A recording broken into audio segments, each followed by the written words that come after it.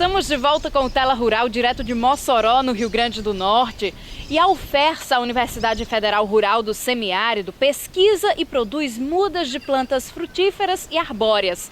Nós vamos agora conhecer um pouco desse trabalho e aprender a fazer mudas também.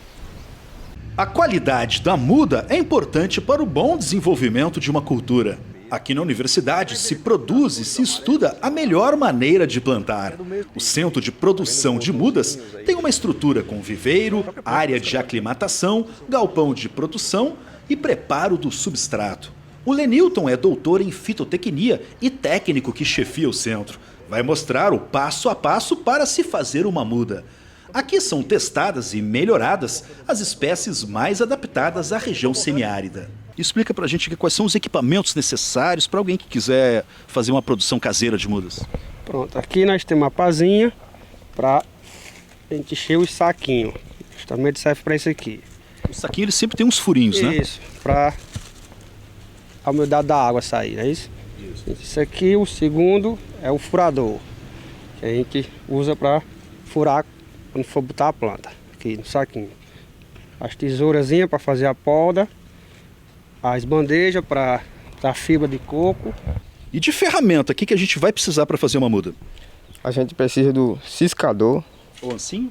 O ancinho, né? A pá de bico quadrado. O enxadeque. A boca de lobo. E a peneira, né? Que é para menar o arisco. Agora vamos conhecer os materiais para o preparo do substrato, que é a mistura onde vamos plantar. E para o preparo do solo, o que a gente vai utilizar? A gente no preparo para fazer essas mudas, a gente precisa do arisco, né? Para fazer essas mudas, que a gente citou. E precisa do esterco. Vocês deixaram quanto tempo ele fermentando, ele curando? A gente deixou mais ou menos 20 dias, viu? Para fermentar, que é ficar melhor para esse preparo da muda. Senão queima, né? A planta. Aí a gente tem aqui a fibra de coco, que a gente usa também para drenar, né? Na hora da drenagem do solo. A gente compacta tudo, mistura, para ficar uma drenagem melhor. A gente usa a fibra de coco. E eu quero saber como é que é a melhor preparação desse substrato. Dependendo do tipo de muda que você vai produzir, há uma melhor mistura, certo? No nosso caso aqui, que são espécies nativas, né? Que tem, como é um centro de produção de mudas, né? Nossas espécies elas necessitam de retenção de umidade, né? Pelo maior tempo possível, né? Nas suas raízes. Então nós utilizamos o arisco, né? Por arisco, um solo ele tem na sua constituição macro partículas de areia, silt e argila, né? O arisco é um material na qual as partículas de silt e argila se encontram em maior quantidade. Em contrapartida, acontece a compactação, né? O arisco ele tem essa desvantagem, né? É por isso que nós utilizamos então o esterco de curral curtido para que as partículas, ao entrar em contato, né, criem estruturas porosas que, além de reter água, ela não venha compactar na hora que você coloca nos saquinhos, né, de produção. Então vamos ver o processo desde o começo. A fibra de coco é espalhada na bandeja. Tem a vantagem de facilitar a semeadura e o manuseio. Essa é de isopor e das grandes. Bandeja com 128 células, usada para mudas de árvores. Inicialmente ele colocou a fibra de coco aqui, espalhou aqui, preenchendo as células da bandeja. Posteriormente foi feito a furação, né, na qual a semente vai ser introduzida.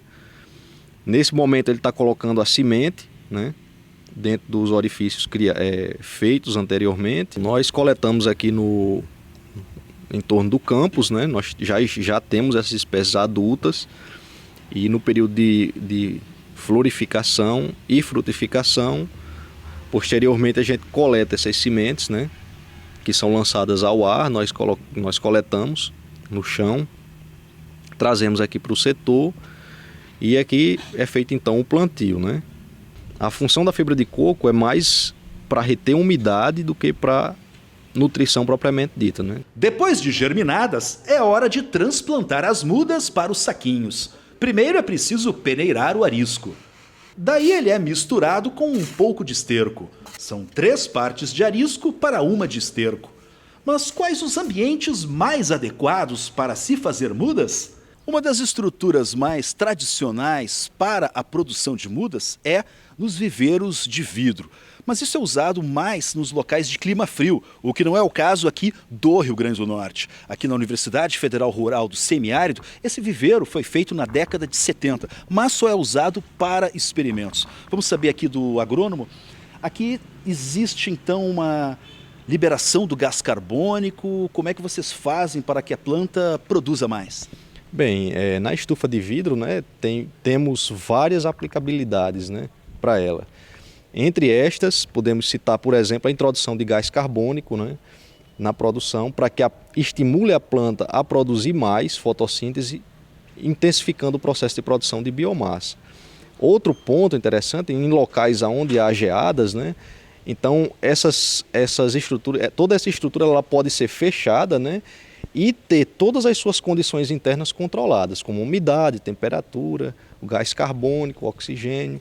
Como o viveiro de vidro é somente para pequenos experimentos, a estrutura de tela foi a escolhida para a produção de mudas aqui.